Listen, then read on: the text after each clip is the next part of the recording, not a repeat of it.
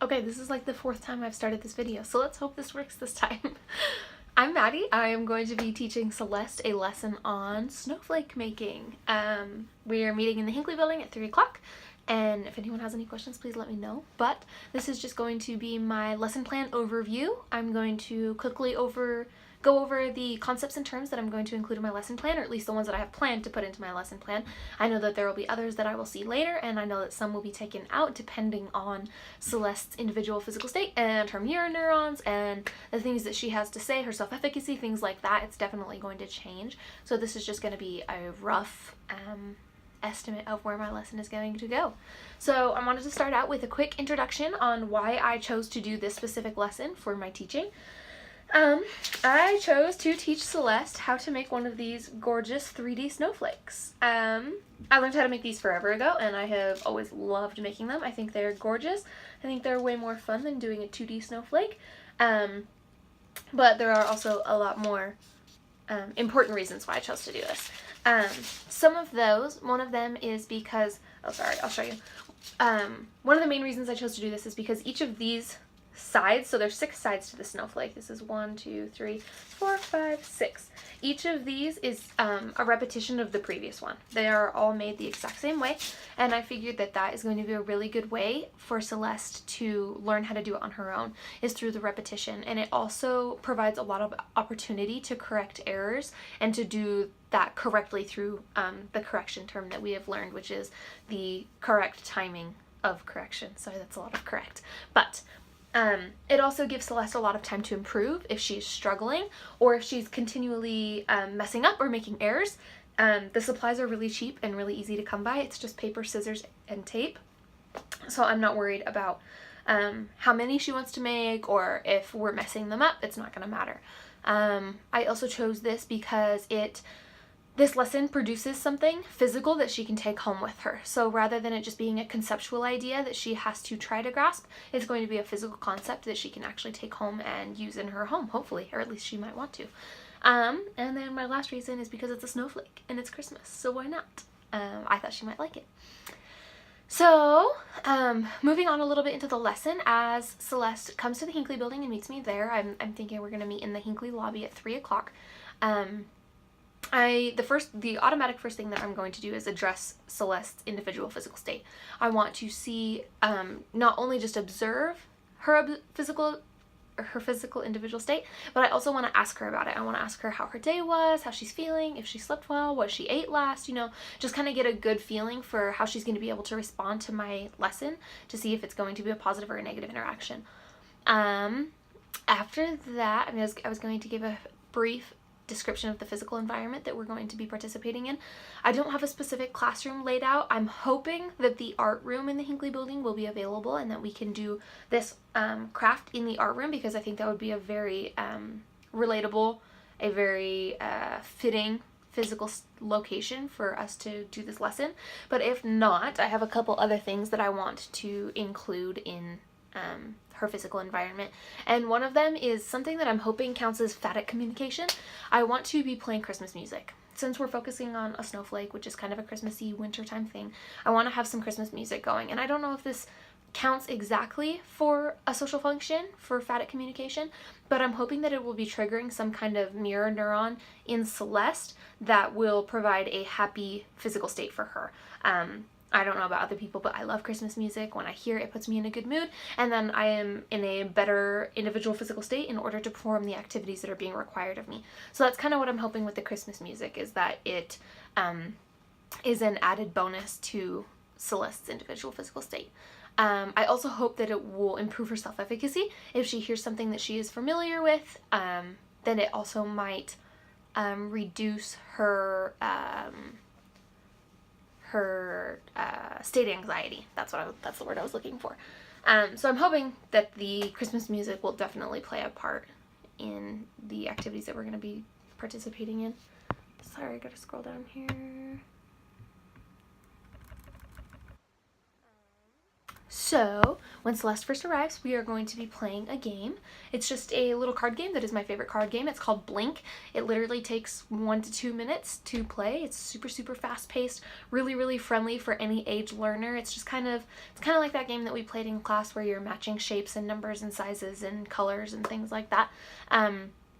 So I think that she will like that, especially if she's already familiar with the game that we have played in class. And I want to do that to lower her state anxiety, if there is any. Once again, that's going to depend on her individual physical state and what I assess upon arrival.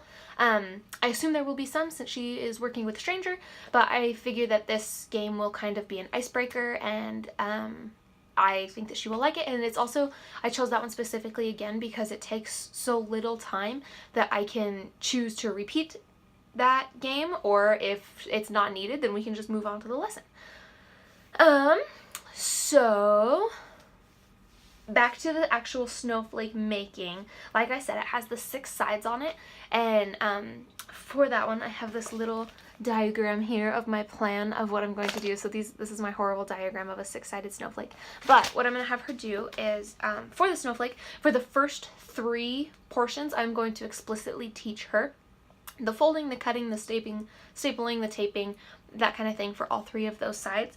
And then the next 2 sides, so the 4th and 5th side, Celeste and I, we're both going to be making one, so mine is going to be the example and she's just going to be following. But for those next 2 sides of the snowflake, we're going to be doing it on our own with no explicit instruction.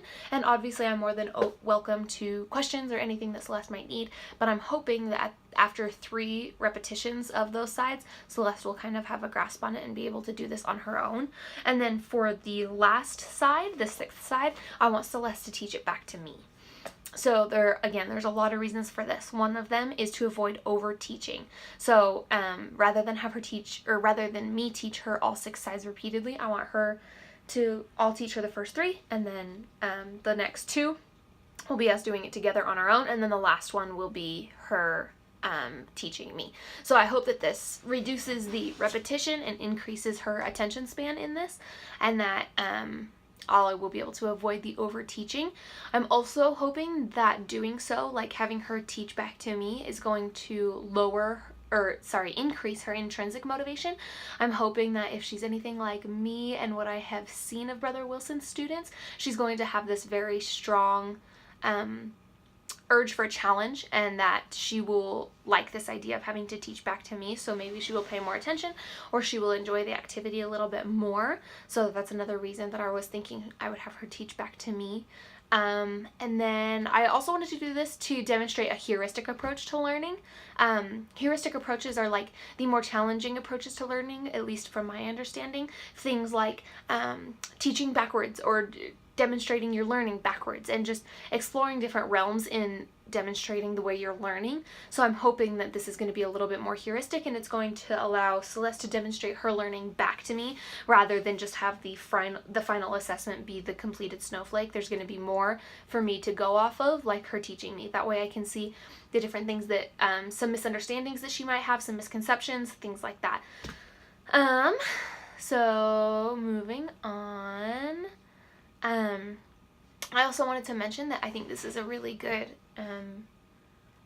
activity, or a good lesson for Celeste to learn, because it's an algorithm. It is something that if you do the steps in a correct order and you do them correctly each time, it's going to produce the same result every single time. So it is a really, really good example of what an algorithm is. Moving on. Okay, so going back to how Celeste is going to be teaching me for the 6th side of the snowflake, I also wanted to use that as something to provide facilitating anxiety. We have debilitating anxiety, which is something that you don't want your students to experience, because that it doesn't allow them to learn in a good, optimistic environment, if that makes sense. But facilitating anxiety is the kind that you do want to have. It's the ability of the teacher to produce an anxiety that pushes your students and encourages them to challenge themselves. So I'm hoping that me telling her in advance that she's going to be teaching me for the last side of the snowflake is going to be a very good facilitating anxiety, and that it will it'll push her to pay a little bit more attention and to memorize the details and process and store those memories correctly.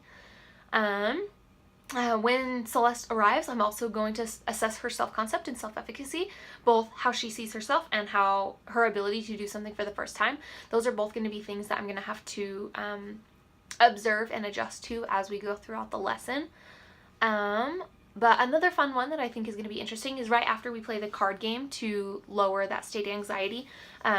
We are going to check for any personal theories. I know that for a lot of natural phenomenon like thunderstorms, thunder, lightning, hurricanes, there's different personal theories, personal fables that people have for why these things happen, especially in like ancient times. They have a lot of different folklore for why these things happen, so I wanted to see if Celeste has any. I personally do not. I don't have any. I have a friend that says that snowflakes come when God shakes the snow globe, but I wanted to see if Celeste had any previous connections that she wanted to bring up and that we could discuss. Same thing, another thing, just getting a little bit more personal, breaking down that state anxiety. I wanted to ask Celeste specifically if she has any stories related to snow or snowflakes specifically that she wanted to share, and this would just count as some elaboration, and I have a couple that I plan on sharing.